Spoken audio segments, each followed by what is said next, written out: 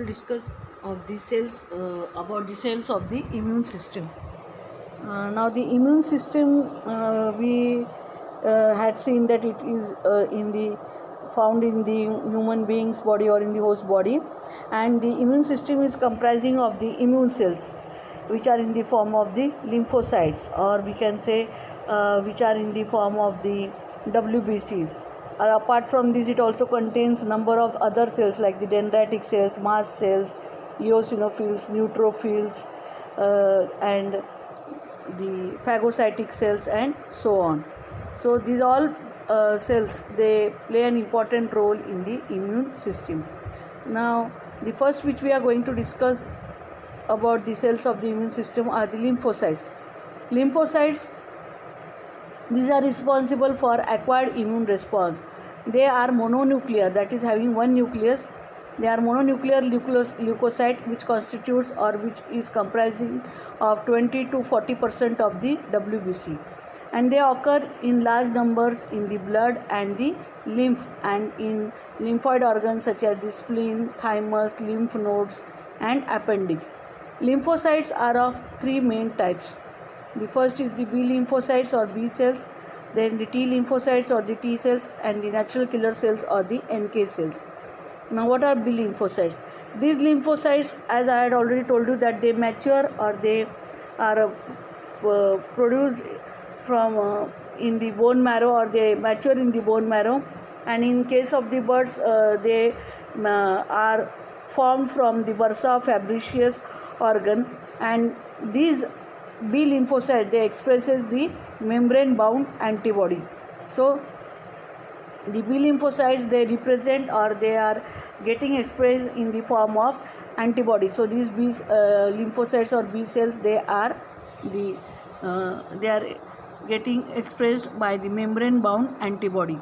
After interacting with antigen, so when these B lymphocytes or antibody come in contact with the antigen, it gets differentiated into the antibody secreting plasma cells and the memory cells.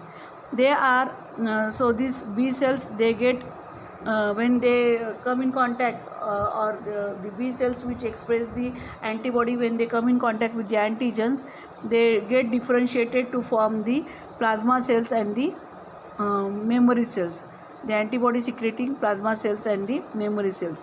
They are the only cell type which are capable of producing antibody molecules, and therefore the central cellular component of humoral immune responses. B cells also serve as antigen presenting cells.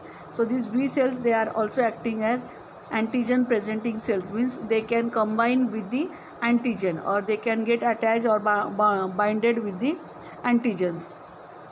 As they contain these B cells, they express the membrane bound antibody. So the B cells also serve as the antigen presenting cells.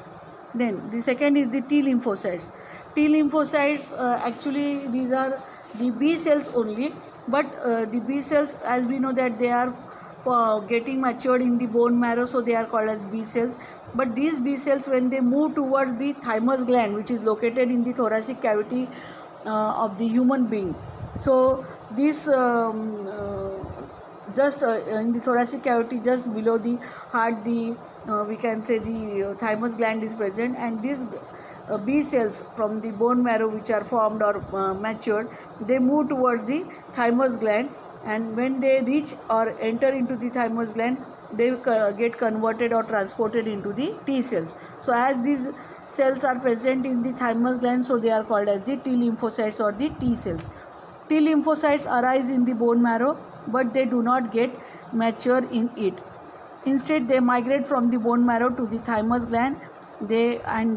After reaching the thymus gland, they get matured.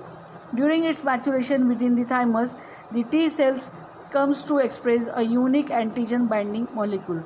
Again, these T cells, after getting matured, they get differentiated to express a unique antigen binding molecule that is called the T cell receptor. Now this T cell, they will show a unique antigen binding, that is the T cell can get attached or binded to the antigen, but as this T cell on the external surface the unique binding antigen binding molecule is present called as the T cell receptor, that is the TCR on the membrane of the T cell. So these T cells do not make the antibodies, but they perform various effector functions when antigen presenting cells bring the antigens into the secondary lymphoid organ. T cells help in eliminating the antigen presenting cells or the cancer cells, the virus infected cells, or they get grafted or grafts which have altered the self cells. T cells express distinct membrane molecules. Now these T cells, again they are classified into two types, that is the T helper cells and the cytotoxic cells. So already I have told you that T helper cells are written as capital T, capital H, that is the T helper cell, and the indication by capital T and the C letter, it indicates that it is a cytotoxic T cell. So the T cells, on the basis of the presence of the glycoprotein molecule in the form of CD4 plus and CD8, the T cells which are having, depending upon the presence of either CD4 plus or CD8 plus molecules on membrane, there are two types of cells. They are the T helper cells and the T cytotoxic cells.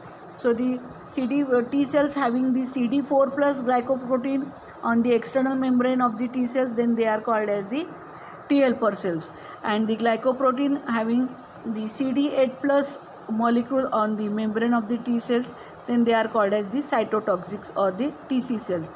T helper cells, also commonly called as the helper T cells, they carry CD4 plus membrane glycoprotein on their surfaces.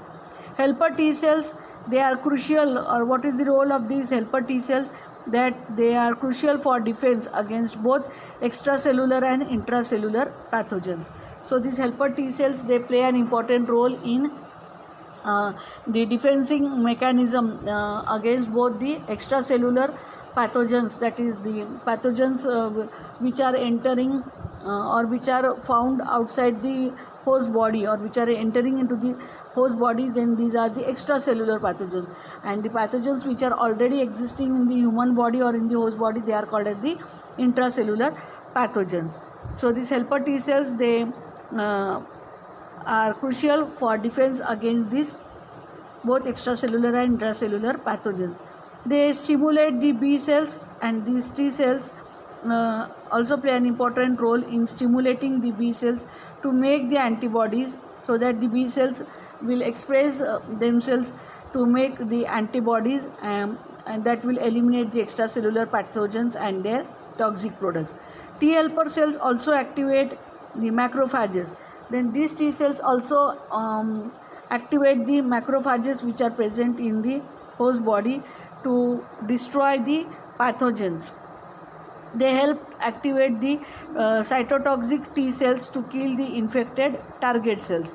Then these T cells also activate the T helper cells also activate the cytotoxic TC cells to kill the infected target cells. Whichever type of the target cells have got infected, then these T helper cells will make the cytotoxic cells to kill the infected target cells. These cytotoxic cells, that is, they are the killer cells. So they are also commonly called as cytotoxic T cells, carry CD8 plus membrane glycoprotein on their surfaces. Cytotoxic T cells provide protection against intracellular pathogens such as the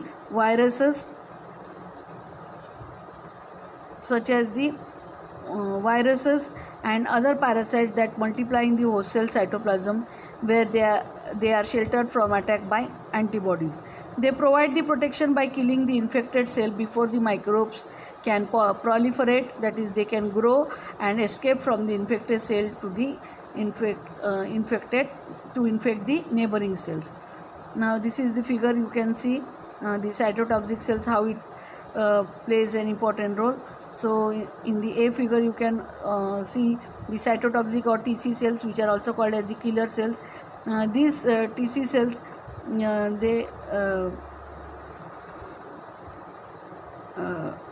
they show that they are binded with the T cell. They are having the T cell receptor sites So the on the external surface of the cytotoxic cells, and these T cell receptors, they will first activate the class 1 MSC molecule, and then they will get combined with the TC cells, the MSC complex molecule, and they will get binded to the antigen or to the infected cell antigen fragment, or to the infected cell, which is made up of number of the small antigen fragments. So a fragment of foreign protein antigen inside the it is seen inside the cell, associated with the components of an MSC molecule on the endoplasmic reticulum, and is transported to the cell surface. Second, the combination of MSC molecule and antigen is recognized by a T cell. So here also in this figure you can observe how the helper T cells having the on their external surface the T cell receptor sites will come in contact with the class 2 MSC molecule. I have already told you that the helper T cells or TH cells, they will combine with the class 1 MSC complex class 2 MSC complex molecule, and then they will get binded to the antigen or to the infected cell, which is having a number of the antigens fragments. So the helper T cell along with the T cell receptor sites will get binded to the class 2 MSC complex molecule, which is a protein molecule, and this together will get binded to the or will move towards the infected cell, where the microbes or the antigen presenting cells are present in the infected cell.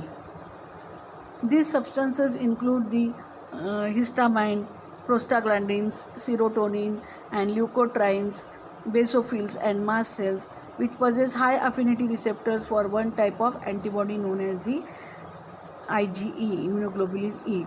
Then the other immune cells are the mast cells. They have a large number of cytoplasmic granules containing the histamine. The mast cells, they are composed of the cytoplasmic granules and they contain the histamine.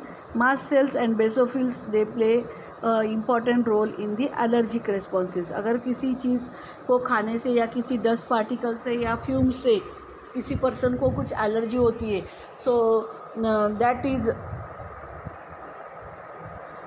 we can say responded, or that is detected by the mast cells in the host body. So these mast cells and the basophils, they play a role, important role in allergic responses. Then the mononuclear phagocytes are also one of the immune cells which function in the immune system of the human being. So the mononuclear phagocytes, they include the monocytes circulating in the blood and macrophages in the tissues.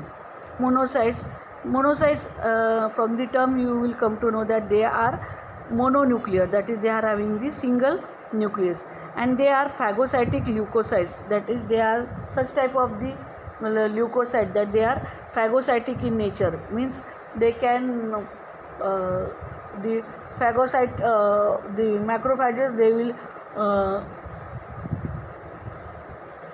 give off the external membrane, the macrophages external membrane will get converted into the pseudopodia, and the antigen or the foreign particle will be trapped, thereby getting covered or enveloping the pathogen or the foreign body with the help of pseudopodia, and they form the vacuole like structure in which they will get completely engulfed or ingested. So that those are the macrophages or the phagocytic cells. So the monocytes are mononuclear. They are phagocytic leukocytes that circulate for short period in the bloodstream before migrating in the tissues, where it becomes before they get migrated into the tissues, where they will get converted from the phagocytic cells into the macrophages or into the dendritic cells.